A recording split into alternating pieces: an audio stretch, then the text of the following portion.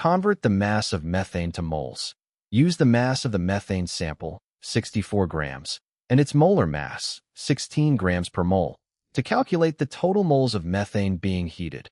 Moles of CH4 is equal to 64 grams over 16 grams per mole equals 4.0 moles quad. Identify the phase change on the heating curve. Melting, fusion, is a constant temperature phase transition from solid to liquid.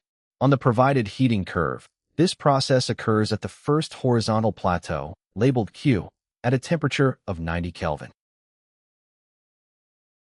Retrieve the molar enthalpy of fusion, delta H. Thus, the plateau Q is annotated with a molar enthalpy of fusion value.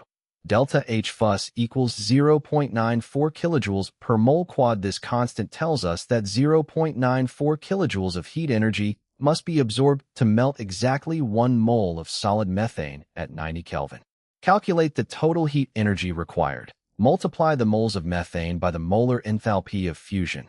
Q equals N times delta H. Thus, Q equals 4.0 moles times 0.94 kilojoules per mole equals 3.76 kilojoules. Rounding to two significant figures yields 3.8 kilojoules, which corresponds to option B. The correct answer is option B, 3.8 kilojoules.